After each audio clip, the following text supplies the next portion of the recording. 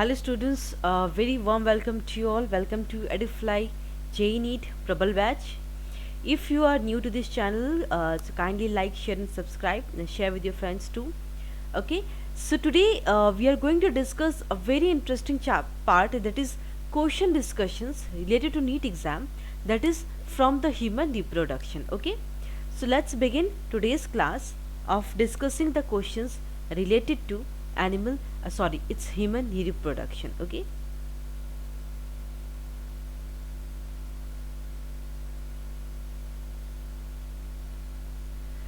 so this is the first question, that is capacitation occurs in. Do you know the meaning of capacitation? Capacitation मतलब होता है the transport of sperm from the male to the female egg, उसी को कहते हैं capacitation. तो it's asking कि कहाँ होता है. देखो क्वेश्चंस, देखो कितना कितना इंटरेस्टिंग क्वेश्चन है. ये ऐसा प्रोसेस है जहाँ स्पर्मेटोज हुआ, दैट इज स्पर्म्स जो बनते हैं, that will acquire the capacity to fertilise the egg. देखो रेटेटिस्टी क्या होता है, एपिडिडेमाइस, ये दोनों जो है मेल रिप्रोडक्टिव स्ट्रक्चर के पार्ट हैं. क्लियर है? Remember, male reproductive. Okay, vast difference भी मेल का ही है, तीनों ही मेल का है. और अब रह गया female reproductive tract. And you all know कि जब भी स्पर्म एंट्री होगा इन case of female, ovary egg तक पहुंचेगा, ओवरी विल रिलीज एग, तो कहाँ होगा ये प्रोसेस, कहाँ होगा कैपेसिटेशन. स्पर्म्स तो बन गए, लेकिन स्पर्म इजैकुलेट होगा अगर फीमेल के अंदर, तो कहाँ हो रहा है, फीमेल रिप्रोडक्टिव ट्रैक्ट में. तो आपका आंसर होगा, answer is option D. Clear है? तो कैपेसिटेशन कहाँ होगा, female reproductive tract, and the rest of the options are the organs that is related to male reproductive system. Clear है? A temporary endocrine gland in human body is, temporary पूछ रहा है. देखो pineal gland, you all know pineal gland का important role होता है. Corpus cardiacum, corpus luteum, corpus allatum. Corpus luteum,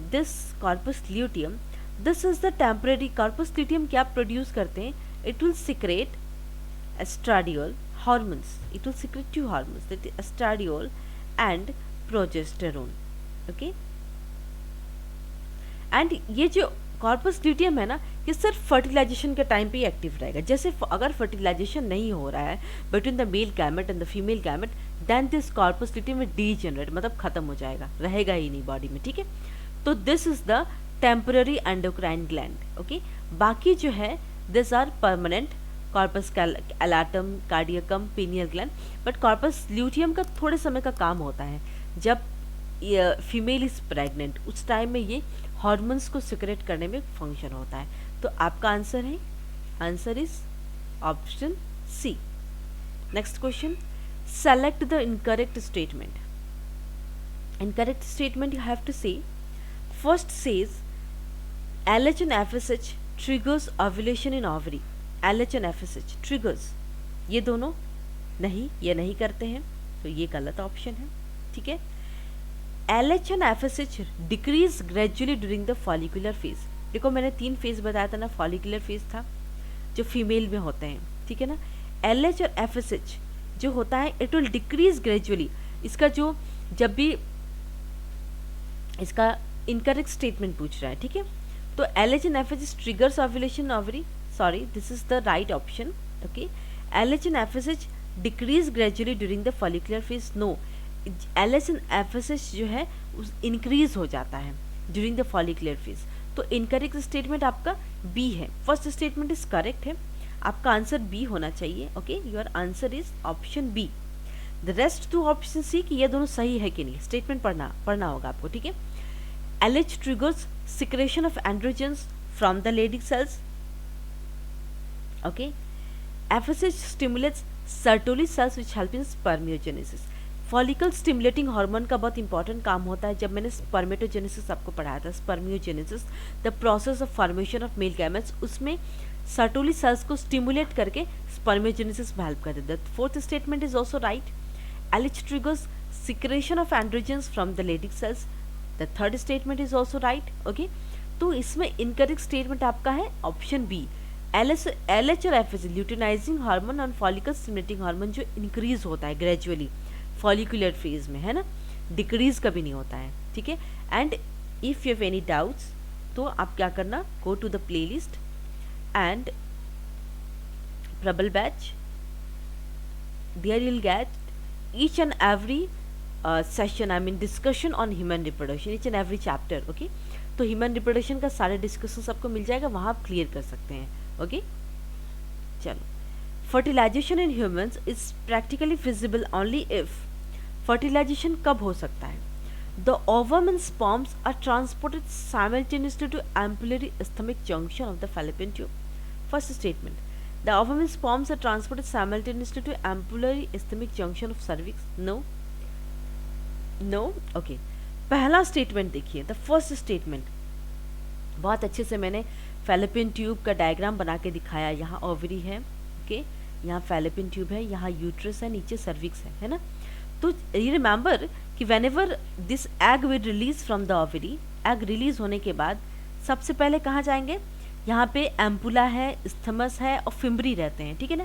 तो सबसे पहले एम्पुलरी स्थमिस जंक्शन के पास ही जाएंगे, और वो भी कहाँ होता है, फैलोपियन ट्यूब में होता है। Remember the very interesting diagram of NCERT book that I have shown you, ठीक है। तो ओवम और स्पर्म्स जो है सबसे पहले यहाँ मिलते हैं, फैलोपियन ट्यूब के एम्पुलरी स्थमिक जंक्शन में, यहाँ ओवम और स्पर्म्स का मिट होता है, ठीक है। तो first option is right, answer A is the right option. Second देखिए, ovum and sperms are transported simultaneously to ampullary isthmic junction cervix. अरे सर्विक्स तो नीचे है, बर्थ कैनल है, पता है आपको, सर्विक्स बर्थ कैनल है। सर्विक्स में एग थोड़ी ना, वो तो एग स्पर्म जब रिलीज हो गया तो सीधे जाके एग तक पहुंचे। एग कहाँ है, एग पहले आके फैलोपियन ट्यूब के पास वेट करेगी स्पर्म का, है, ठीक है। तो this statement is wrong. Sperms are transported into cervix within 48 hours of release of in uterus, नहीं, विद इन 24 to 24 आवर्स होता है। तो स्पर्म्स जो है cervix into cervix within 48 hours of release, ये भी गलत है। The sperms are transported into vagina just after the release of ovum in fallopian tube, this statement is also wrong. तो आपका करेक्ट स्टेटमेंट है, your answer is option A. Clear है, चलिए आगे चलते हैं। Identify the correct statement on inhibin. Inhibin, okay, is produced by granulosa cells in ovary and inhibits the secretion of follicle stimulating hormone. Is produced by granulosa cells in ovary and inhibits the secretion of LH.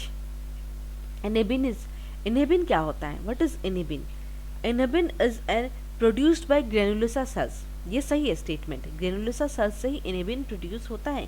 और कहाँ produce होता है? In the ovary, and it has negative feedback effect on the secretion of FSH. That is, it inhibits, मतलब FSH का secretion होने से रोकता है। तो फंक्शन ऑफ इनहिबिन जो है ऑप्शन ए है, ठीक है, आंसर ए है। बाकी तीन प्रोड्यूस बाय नर्व सेल, ये भी गलत है। Inhibits the secretion of LH, FSH, prolactin नहीं, सिर्फ एफएसएच का सिक्रेशन को इनहिबिट करता है। इनहिबिन का फंक्शन ही होता है इनहिबिट करना, सिर्फ एफएसएच याद रखिए, एलएच नहीं करता है, ठीक है ना। Next, changes in GnRH pulse frequency in female is controlled by circulating levels of high level of estrogen and progesterone give negative feedback of hypothalamus for the release of GnRH. Okay, GnRH is a very important hormone, gonadotropin releasing hormone. तो पूछ रहा है कि changes, अगर इसमें changes होती हैं तो ये कैसे कंट्रोल होता है, किसका सर्कुलेटिंग लेवल्स कैसा होता है। तो that is control by estrogen, that is oestrogen, you know, इसको एस्ट्रोजन के नाम से भी जानते हैं, एंड प्रोजेस्टेरोन। ये दोनों हार्मोन्स के कारण ही अगर चेंजेस आते हैं जीएनआरएच में, gonadotrophin releasing hormone, pulse frequency in female, इसी से कंट्रोल किए जाते हैं, ठीक है, ऑस्ट्रोजन एंड प्रोजेस्टेरोन। आंसर है option D. Several hormones like hCG, human chorionic gonadotrophin, HPL, humans prolactin, estrogen, progesterone are produced by, कौन प्रोड्यूस करता है? Ovary, placenta, fallopian tube, pituitary. 7 option is placenta. मैंने आपको प्लासेंटा का बहुत अच्छे से फंक्शंस पढ़ाया है कि प्लासेंटा कौन कौन से हार्मोन्स रिलीज करती है। फैलोपियन ट्यूब तो होगा नहीं, पिट्यूटरी तो ब्रेन का है, ओवरी होगा नहीं, है ना, ओवरी का काम एग रिलीज करना होता है ना। तो ये सारे हार्मोन्स का काम जो है प्लासेंटा करता है। तो your option will be answer B, placenta. ठीक है, क्लियर है? Let's move to the next question. देखो बहुत अच्छा क्वेश्चन दिया है, कॉलम 1 और कॉलम 2 को मैच करना है। ठीक है, तो आपको देखना है कि मॉन्स प्यूबिस ये सारे ऑर्गन्स के नाम है, और आपको बताना है कि फीमेल एक्सटर्नल जेनिटल स्पर्म है, एम्ब्राय फॉर्मेशन कौन करता है। ठीक है, तो मॉन्स प्यूबिस जो है फीमेल एक्सटर्नल जेनिटल, फीमेल का बाहर का जेनिटल का स्ट्रक्चर मॉन्स प्यूबिस, अच्छे से देखना डायग्राम मैंने बताया है। Mons pubis is female external genitalia. Next is antrum, antrum is Graafian follicle. Okay, antrum is Graafian follicle.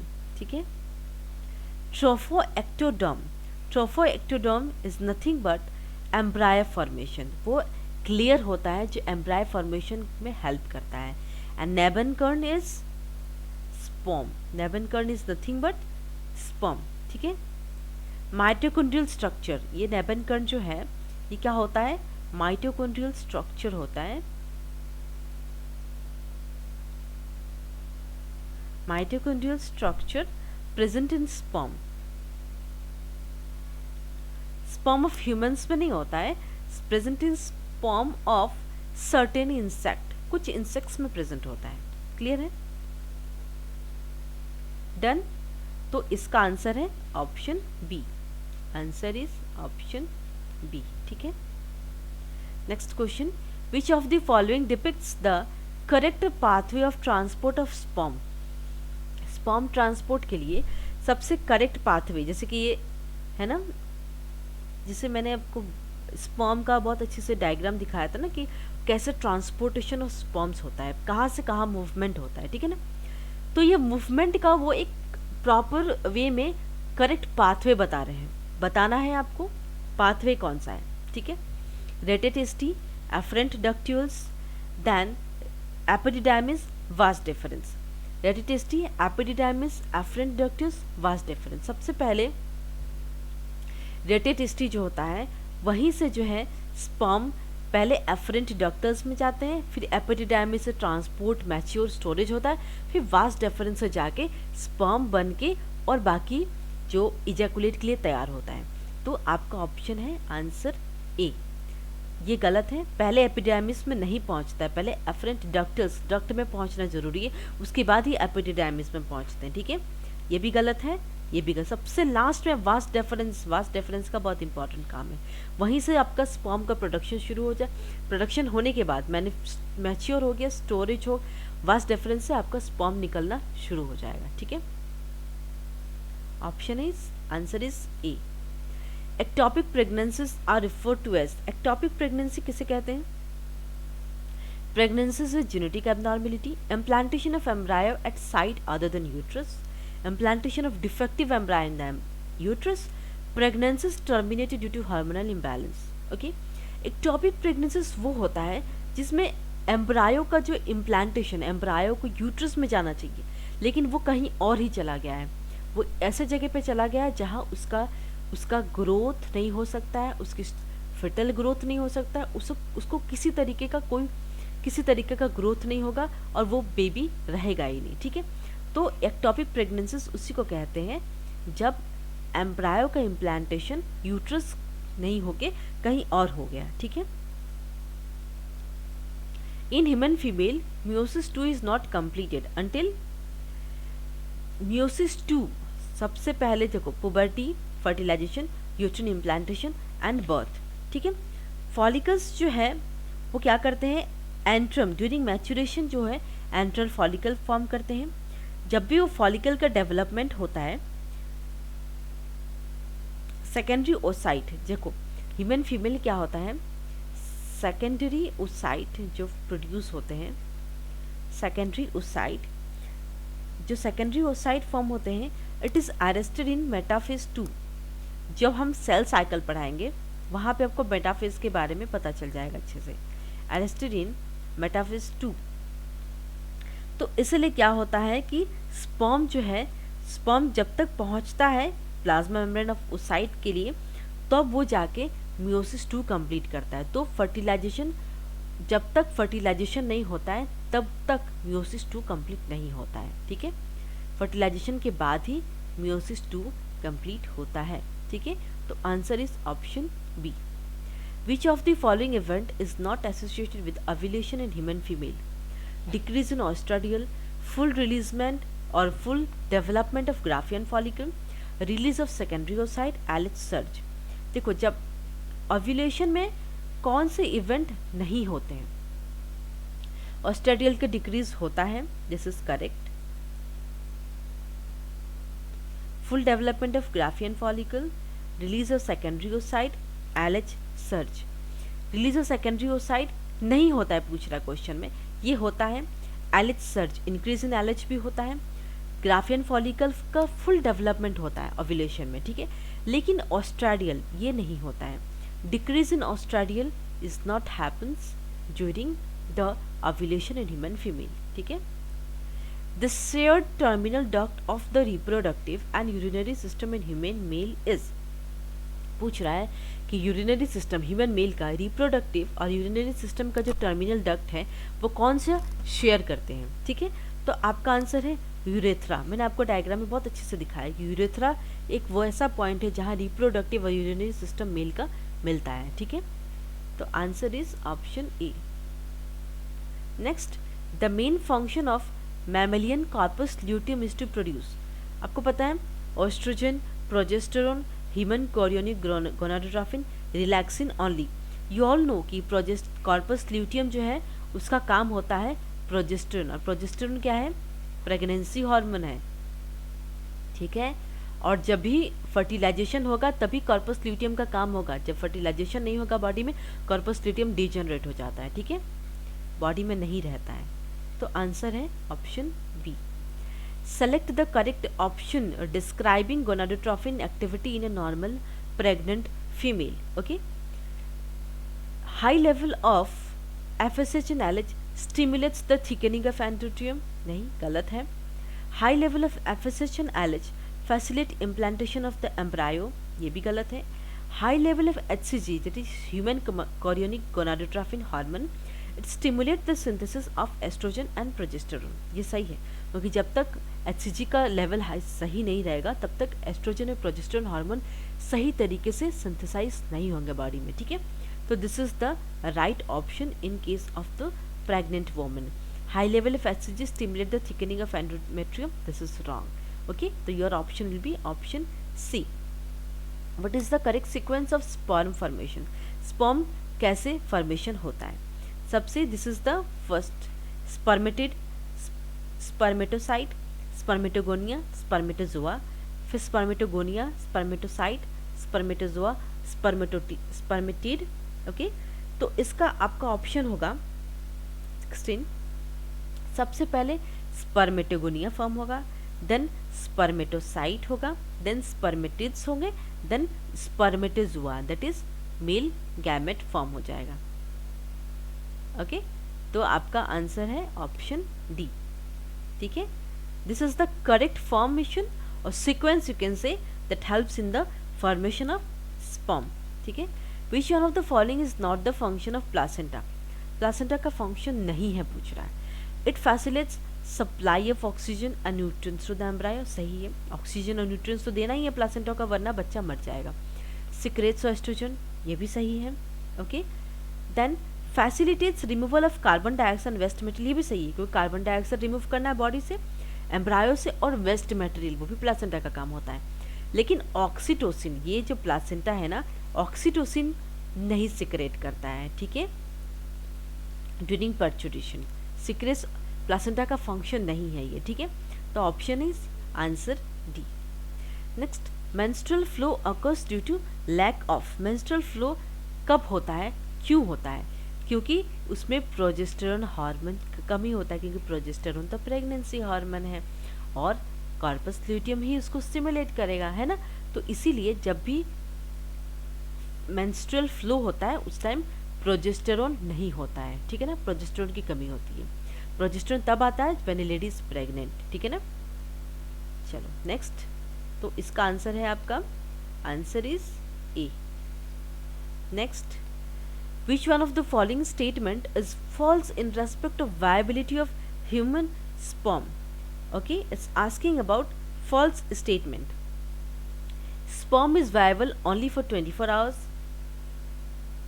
This statement is wrong because sperm 24 hours के लिए नहीं viable होता है. It's minimum 2 to 4 days. Okay, तो this statement is wrong. आपका पहला ही answer मिल गया. Option is a. ठीक है.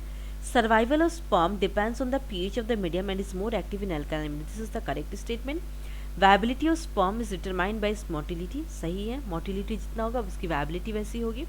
Sperms must be concentrated in a thick suspension. ये भी सही है. तो आपका गलत स्टेटमेंट है ऑप्शन ए. स्पर्म वायबल सिर्फ 24 आवर्स के लिए नहीं होता है. वो एग जो फीमेल एग होता है वो वायबल होता है 24 to 48 आवर्स, लेकिन स्पर्म रहता है 3 to 5 days in the female reproductive tract. Okay, तो आपका आंसर है option A. Signals for parturition is originate from. Signals for parturition कहाँ ओरिजिनेट होता है? Parturition both placenta as well as fully develop foetus. जब भी पार्चुरेशन होगा, ठीक है ना, पार्चुरेशन जब भी होगा तो प्लासेंटा का बहुत इंपॉर्टेंट रोल होगा और जो फिटस डेवलप हो जाएंगे उन दोनों का बहुत इंपॉर्टेंट होगा. तो सिग्नल वहीं से आते हैं. ठीक है ना. आंसर है ऑप्शन ए. ऑक्सीटेशन ये नहीं है. प्लासेंटा ओनली सिर्फ प्लासेंटा का काम नहीं है, फिटस का भी काम होता है. पर्चुरेशन होना, रिमूव मतलब बेबी को बर्थ करने से निकलने का काम प्लासेंटा का भी बहुत इंपॉर्टेंट रोल होता है. फुली डेवलप फिटस ओनली, ये गलत है. तो answer is option A. The Leydig cells as found in the human body are the secretory source of. Leydig cells जो मेल में पाए जाते हैं उसका कौन सिक्रेट करता है? Source of androgen, progesterone, mucus, glucagon. गलत है. Answer is option D. ठीक है.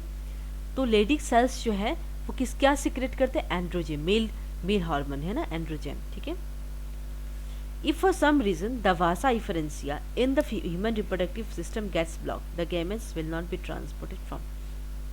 vasa efferentia जो है female that is human reproductive system का गैमेट्स जो पूछ रहे हैं कि the gametes will not be transported. अगर वासा इफरेंसिया ब्लॉक हो जाता है तो जो गैमेट्स है वो कहाँ से ट्रांसपोर्ट नहीं होंगे?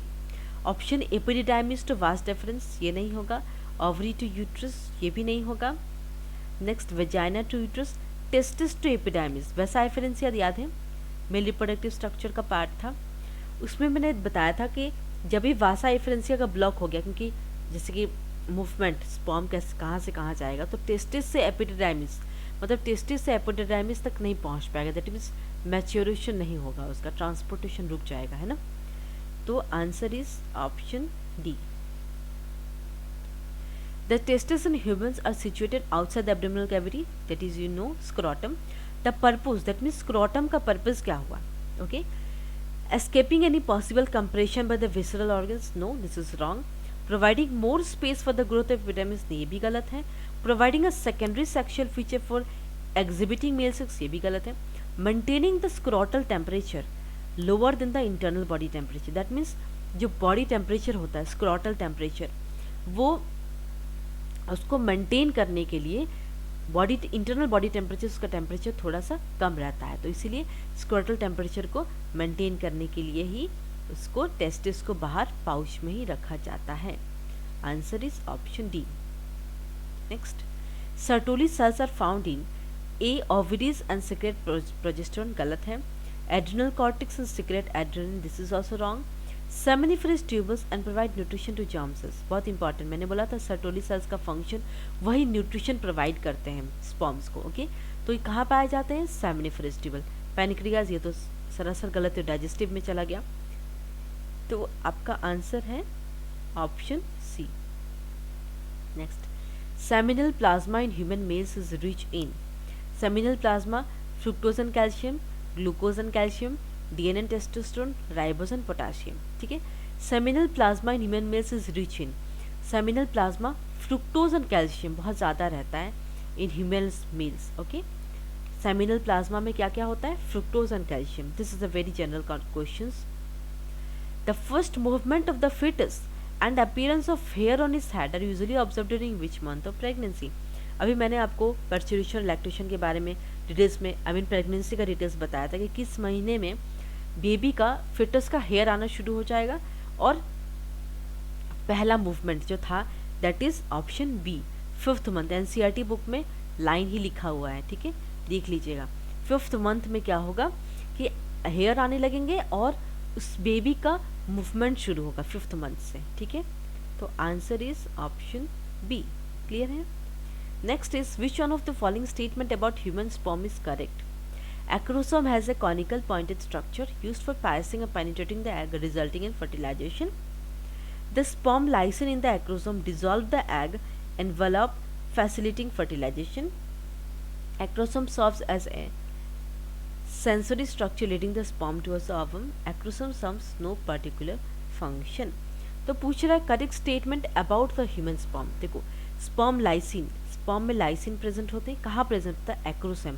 और वो लाइसिन जो है एग को डिसॉल्व कर देता है, उसी से क्या होता है? फर्टिलाइजेशन होता है। तो answer is, your answer will be option B. बाकी acrosomes serves no particular function, गलत है। Acrosome serves as a sensory structure leading the sperm towards the ovum, this is also wrong. Acrosome has a conical pointed structure used for piercing and penetrating the egg, ये भी गलत है, ठीक है। Sperm lysine का काम होता है, ठीक है। नेक्स्ट है which one of the following statement about morula in human is correct? Morula it has almost equal quantity of cytoplasm as an uncleaved जाएगा, बट मच मोटी ही नहीं। तो मोरुला में क्या होता है? मोरुला ब्लास्टुला स्टेजेस पढ़ा आपने, उसमें क्या होता है? इक्वल क्वांटिटी, साइटोप्लाज्म का क्वांटिटी इक्वल होता है, क्योंकि अनक्लीव्ड जाइगोट बट डीएनए ज़्यादा होता है। तो आंसर है option A. It is far less, cytoplasm कम होता है, this is wrong. It is more or less equal on cytoplasm, ये भी गलत। It is more cytoplasm and more DNA, ये भी गलत। तो answer is option A. The part of fallopian tube closest to the ovary, ovary से सबसे closest जो है वो कौन है फैलोपियन ट्यूब का? That is infundibulum. इनफंडिबुलम जो है सबसे क्लोजेस्ट है फैलोपियन ट्यूब का। इनफंडिबुलम, स्टमस था, एम्पुला था, है ना, तो सबसे क्लोजेस्ट है infundibulum. A change in the amount of York and it's distribution in the egg will affect. Amount of yolk का चेंज होगा अगर एग में, तो वो क्या इफेक्ट करेगा, ठीक है ना? That will effect the pattern of cleavage. Amount of yolk का अगर चेंज होगा तो distribution of egg will affect pattern of cleavage. So your answer will be option B. ये तो गलत है, फॉर्मेशन ऑफ जाइगोट, ब्लास्टोमियस गलत, फर्टिलाइजेशन गलत। तो your option will be, answer is option B. Clear है? So questions are done almost. Few questions I have discuss related to human reproduction. तो human reproduction का चैप्टर कंप्लीट हो गया। Okay, so if you have any doubts regarding any questions related to human reproduction or any previous chapter, you can WhatsApp me or comment me in the comment section. I'll clear all your doubts. Okay, so with this I'll conclude my class today. Thank you so much.